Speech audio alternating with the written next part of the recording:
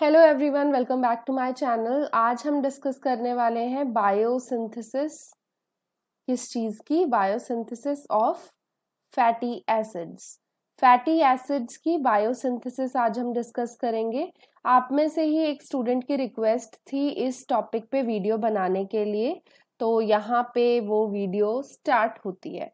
चलो, अब सबसे पहले हमें ये डिस्कस करना है कि बायोसिंथेसिस जो फैटी एसिड्स की होती है वो डिफरेंट ऑर्गेनिजम्स में सेम ऑर्गेनल में होती है या नहीं होती है। तो आपको याद रखना है कि एनिमल्स के अंदर एंड फंजाई के अंदर, अब फंजाई कैन बी यीस्ट, कुछ भी, कोई भी फंजाई हो सकता है, उन सब के अंदर साइटोसोल मेन रीजन है जहां पे फैटी एसिड्स की बायोसिंथेसिस होती है। लेकिन अगर हम प्लांट्स की बात करें, अब प्लांट्स जो होते हैं इनके अंदर क्योंकि क्लोरोप्लास्ट है, तो क्लोरोप्लास्ट के स्ट्रोमा के अंदर ये पूरी प्रोसेस होती है। क्लोरोप्लास्ट स्ट्रोमा, क्लियर है ये बात? एनिमल्स या फंजाई के अंदर साइटोसोल में होगी, प्लांट्स के अंदर क्लोरोप्लास्ट के स्ट्रोमा के अंदर फैटी एसिड्स की बायोसिंथेसिस होगी। अब क्या होता है, फैटी एसिड की बायोसिंथेसिस के लिए मेजर जो कंपोनेंट रिक्वायर्ड होता है उसे हम बोलते हैं एसिटाइल कोएंजाइम ए या एसिटाइल कोए। अब ये एसिटाइल कोए जो है ये कहाँ पे प्रोड्यूस होता है?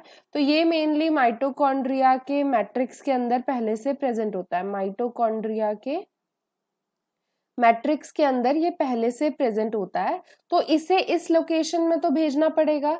तो इस लोकेशन यानी साइटोसोल में इसे भेजने के लिए क्या करना पड़ेगा? जो माइटोकॉन्ड्रिया की मेम्ब्रेन है, इनर मेम्ब्रेन मेनली, वो क्रॉस करनी पड़ेगी। आप बोलोगे कि आउटर मेम्ब्रेन क्यों नहीं क्रॉस करनी पड़ेगी? तो भाई ये चीज समझ लो कि जो माइटोकॉन्ड्रिया की इनर मेम्ब्रेन होती है या क्लोरोप्लास्ट की जो इनर मेम्ब्रेन होती है, मोस्टली वही है जो सेमी परमिएबल होती हैं या फिर इम्परमिएबल होती हैं। जो आउटर मेम्ब्रेन्स होती हैं वो मोस्टली परमिएबल होती हैं, तो वो मोस्ट ऑफ दी चीजों को जाने देती हैं। ठीक है, तो इनर मेम्ब्रेन मेजर हिंड्रेंस है जो एसिटाइल कोएंजाइम ए को क्रॉस नहीं करने दे रहा और साइटोप्लाज्म में पहुंचने नहीं दे रहा है। अब ये तो बहुत बड़ी दिक्कत हो गई, एसिटाइल कोएंजाइम ए साइटोप्लाज्म में पहुंचेगा ही नहीं, तो ये पूरी प्रोसेस जो बायोसिंथेसिस की है वो होगी कैसे? तो उसके लिए एक मैकेनिज्म होता है जिस मैकेनिज्म को बोला जाता है एसिटाइल कोएंजाइम ए शटल सिस्टम। अब ये शटल सिस्टम क्या होता है? अब ये जो शटल सिस्टम होता है इसके अंदर क्या होता है कि जो माइटोकॉन्ड्रिया की इनर मेम्ब्रेन है उसे क्रॉस करने के लिए, यहाँ मैं लिख रही हूँ IM, इनर माइटोकॉन्ड्रियल मेम्ब्रेन है, IMM लिख देते हैं। तो यहाँ पे मान लो ये मैट्रिक्स वाला रीजन है और ये वाला कौन सा रीजन बताया? साइटोप्लाज्म बताया। तो एसिटाइल कोएंजाइम है कहाँ? यहाँ बना देते हैं, एसिटाइल कोएंजाइम ए है यहाँ, एसिटाइल कोएंजाइम ए। अब इसे यहां जाना है, तो यहां जाने के लिए ये क्या करता है? जुड़ जाता है एक पर्टिकुलर चीज से जिसे हम बोलते हैं ऑक्सैलो एसिटेट। ऑक्सैलो एसिटेट या फिर जिसे ऑक्सैलो एसिटिक एसिड भी बोला जाता है, OAA, जो आपने पढ़ा होगा कहाँ पे इन्वॉल्व होता है? क्रेब्स साइकिल में। वही चीज हो रही है क्रेब्स साइकिल में भी। क्या था? एसिटाइल कोएंजाइम ए OAA के साथ मिलके क्या बना देता था? सिट्रेट बना देता था। अब सिट्रेट जब बन गया तो सिट्रेट जो होता है इसे जाना जाता है कि जो इनर माइटोकॉन्ड्रियल मेम्ब्रेन है वो परमिएबल होती है सिट्रेट के, तो वो सिट्रेट को इस साइड जाने देगी। तो सिट्रेट जब साइटोप्लाज्म में पहुंच गया तो ये ऑक्सैलो एसिटिक एसिड जो होगा उसे रिलीज कर देगा, OAA को रिलीज कर देगा। और जब इसने इसे रिलीज कर दिया तो क्या बन जाएगा भाई बताओ? एसिटाइल कोएंजाइम ए बन जाएगा, जिसकी सबसे ज्यादा रिक्वायरमेंट है बायोसिंथेसिस ऑफ फैटी एसिड्स के लिए। तो ये बन जाएगा, ये फिर फैटी एसिड बनाने चला जाएगा। ठीक है, अब ये OAA बाहर तो आ गया, अब इसे अंदर जाना है, अब क्या करना पड़ेगा? अब OAA भी इजीली क्रॉस नहीं कर सकता है मेम्ब्रेन को, तो ये क्या करता है? ये कन्वर्ट हो जाता है into a substance known as malate. Malate में कन्वर्ट हो जाता है, बट इस कन्वर्जन के लिए NADH की रिक्वायरमेंट होती है। जो कि साइटोप्लाज्म पूरी करता है।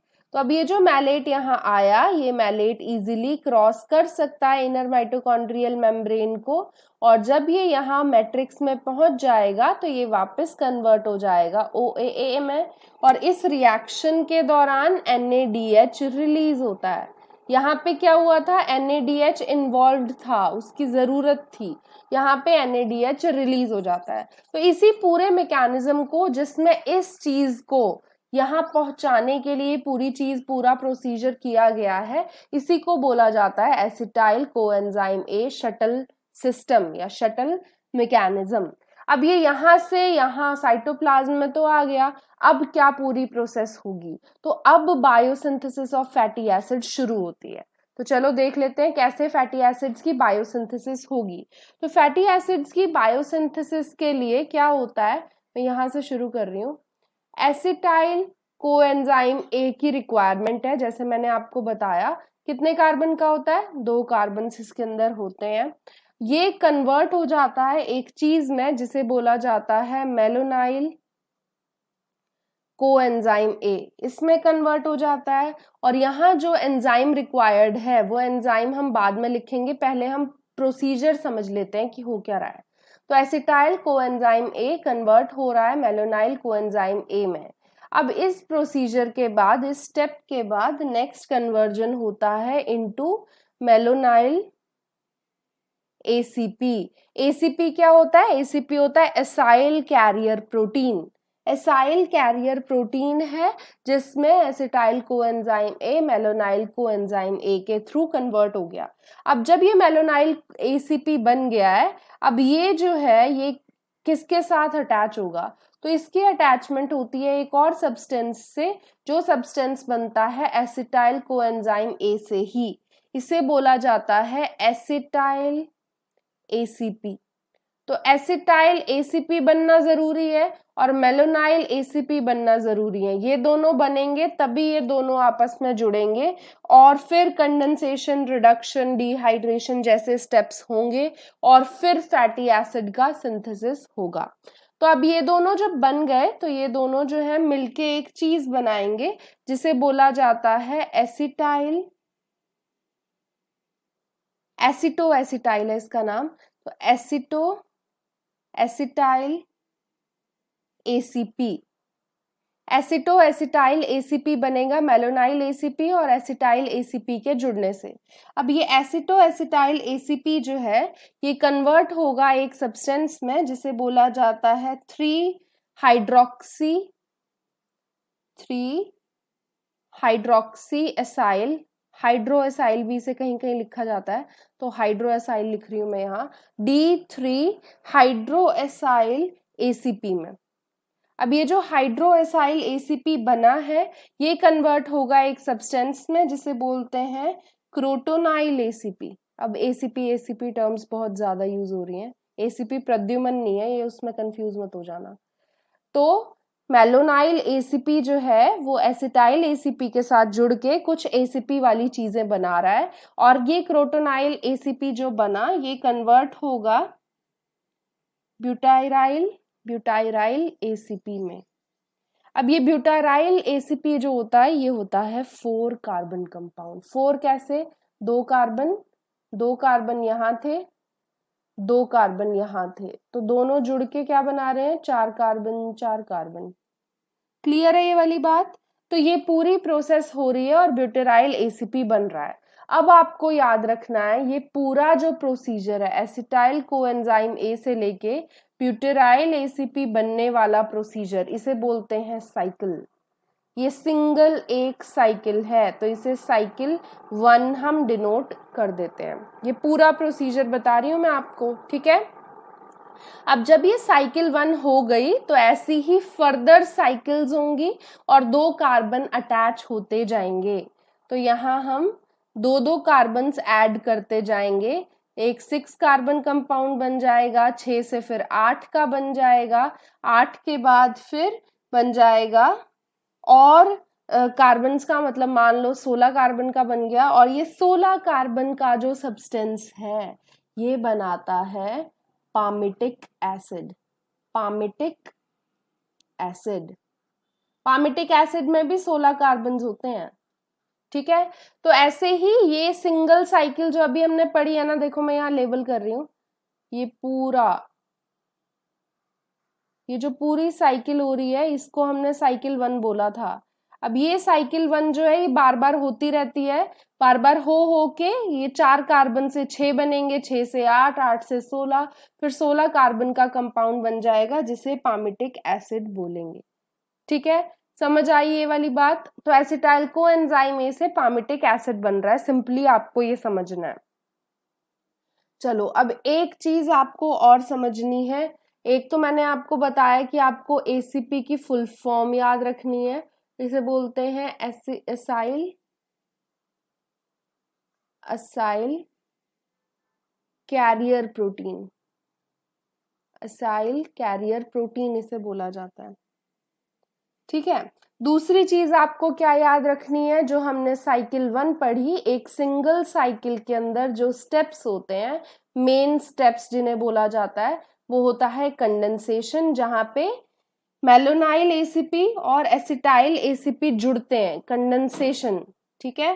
कंडेंसेशन के बाद नेक्स्ट स्टेप कौन सा होता है, रिडक्शन। रिडक्शन के लिए NADPH की रिक्वायरमेंट होती है। थर्ड स्टेप होता है जिसे बोलते हैं डिहाइड्रेशन। तो डिहाइड्रेशन स्टेप में क्या होगा, वाटर का रिमूवल होगा। नाम से आपको पता चल जाएगा किस टाइप का रिएक्शन हो रहा है। डिहाइड्रेशन के बाद एक रिएक्शन होता है जिसे बोलते हैं रिडक्शन, ठीक है। तो रिडक्शन नाम का एक स्टेप हो रहा है। तो 4 स्टेप्स है, कंडेंसेशन, रिडक्शन, डिहाइड्रेशन, फिर से रिडक्शन। तो 2 बार रिडक्शन यहाँ पे हो रहा है, आप देख सकते हो, ये रहा और दूसरा ये रहा, ठीक है। 2 रिडक्शन के स्टेप्स हैं। इसके बाद बना था ब्यूटाइराइल एसीपी, ठीक है। तो ये पूरा प्रोसीजर हुआ था एक साइकिल में, और ऐसी बहुत बार साइकिल्स होती रहती हैं। नॉर्मली 7 साइकिल्स होती हैं, 7 साइकिल्स पामिटिक एसिड बनाने के लिए, पामिटिक एसिड बनाने के लिए 7 साइकिल्स होती हैं, ठीक है। और एंड में जब वो 16 कार्बन जो बन जाता है ना एक कंपाउंड, उसके बाद फिर पामिटिक एसिड बनता है। तो ये जो स्टेप होता है इसे हाइड्रोलिसिस बोलते हैं, ठीक है। ये हाइड्रोलिसिस जरूरी है, तभी जाके पामिटिक एसिड बन पाएगा 16 कार्बन के ही कंपाउंड से। समझ आई बात? अब ये जो पूरी साइकिल होती है, जो हमने ये 4 स्टेप्स पढ़े, इस साइकिल को करने के लिए एक सिंगल एंजाइम की रिक्वायरमेंट नहीं होती। क्या होता है, एक कॉम्प्लेक्स ऑफ एंजाइम्स की रिक्वायरमेंट होती है, जिसे बोलते हैं FAS। अब ये क्या होता है, इसे बोला जाता है fatty acid synthase complex, synthase complex. तो फैटी एसिड सिंथेज कॉम्प्लेक्स जो है, इसकी रिक्वायरमेंट है, जिसके अंदर बहुत सारे एंजाइम्स होते हैं। अगर ये पूरा कॉम्प्लेक्स जो है नहीं इन्वॉल्व होगा इस रिएक्शन में, तो fatty acid, mainly palmitic acid, नहीं बन पाएगा। अब आपको एक और चीज मैं बता दूं कि ये फैटी एसिड सिंथेज कॉम्प्लेक्स जो होता है, इसके कुछ टाइप्स होते हैं। तो फैटी एसिड सिंथेज कॉम्प्लेक्स के 2 टाइप्स होते हैं। एक होता है फैटी एसिड सिंथेज 1, एक होता है फैटी एसिड सिंथेज 2। अब दोनों में क्या फर्क है? फैटी एसिड सिंथेज 1 जो है, ये वर्टिब्रेट्स और फंजाई में मेनली पाया जाता है। वर्टिब्रेट्स एंड फंजाई, इन दोनों में मेनली फैटी एसिड सिंथेज 1 नाम का कॉम्प्लेक्स पाया जाता है। बट अगर 2 की बात करें तो ये प्लांट्स और बैक्टीरिया में प्रेजेंट होता है, प्लांट्स एंड बैक्टीरिया में। क्लियर है ये वाली बात? तो प्लांट्स और बैक्टीरिया में कौन सा वाला फैटी एसिड सिंथेज कॉम्प्लेक्स होगा? 2 वाला। क्लियर है? अब अगर रिएक्शन देखें हम फैटी एसिड सिंथेसिस का, जो पूरा रिएक्शन है उसमें कितनी क्या चीजें इन्वॉल्व होती हैं, तो 8 एसिटाइल कोएंजाइम ए इन्वॉल्व होते हैं, 8 एसिटाइल कोएंजाइम ए, 7 ATP की रिक्वायरमेंट होती है, 14 NADPH की रिक्वायरमेंट होती है, प्लस एक वाटर मॉलिक्यूल की रिक्वायरमेंट होती है, तब जाके बनता है पामिटेट, या फिर जिसे हम पामिटिक एसिड बोलते हैं। पामिटिक एसिड 16 कार्बन का, ठीक है। एसिटाइल कोएंजाइम में सिंगल कितने का होता है? 2 कार्बन का, ठीक है। तो 2 से 16 बनाने के लिए कितने हो गए? 8 एसिटाइल कोएंजाइम में। क्लियर है? और ये एटीपी वगैरह इन्वॉल्व है तो एडीपी रिलीज कर देंगे। ये एडीपी, NADPH क्या रिलीज करेगा? NADP plus. तो ये है पूरा रिएक्शन जो आपको याद रखना है फैटी एसिड सिंथेसिस के लिए, पामिटिक एसिड की सिंथेसिस के लिए ये इन्वॉल्व होता है, ये पूरा रिएक्शन होता है। नेक्स्ट एक चीज अपने दिमाग में जरूर डाल लो। अब वो चीज क्या है? वो ये है कि ये पूरा रिएक्शन जो फैटी एसिड सिंथेसिस का हो रहा है, ये क्या बना रहा है? पामिटिक एसिड, जो कि 16 कार्बन का है। बट हमें पता है कि कुछ फैटी एसिड्स जो होते हैं उनके अंदर 18 कार्बन भी होते हैं, 20 कार्बन भी होते हैं, 22 कार्बन भी होते हैं। तो वो सब कैसे बनते हैं?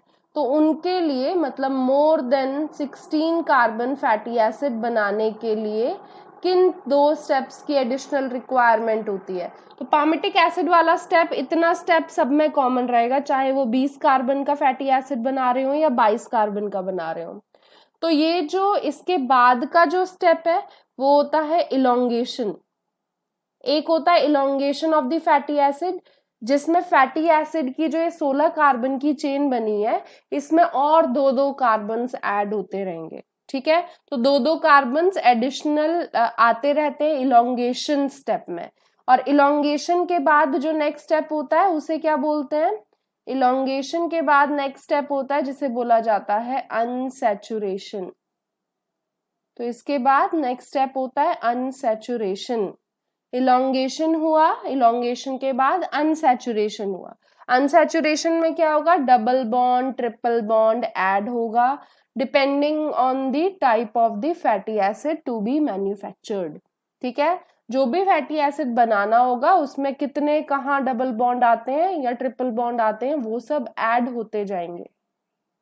क्लियर है ये वाली बात? तो इलोंगेशन एंड अनसैचुरेशन उन सब फैटी एसिड्स के लिए होता है जो 16 कार्बन से ज्यादा होते हैं। आई होप कि आपको फैटी एसिड बायोसिंथेसिस की पूरी प्रोसेस समझ आ गई हो। मैंने बहुत सारी जगह सर्च किया बट मुझे फैटी एसिड बायोसिंथेसिस की कोई सिंपलेस्ट कोई प्रोसीजर नहीं पता चला। सिंपलेस्ट आपको कहीं मिलेगा नहीं लिखा हुआ। तो मैं आपको यही सजेस्ट करूंगी कि आप जो ये नोट्स में लिखा है, ये नोट्स में जो स्टेप्स लिखे हैं, बस मैंने स्टेप्स ही लिखे हैं और कुछ नहीं लिखा है, तो वो स्टेप्स आप याद कर लो।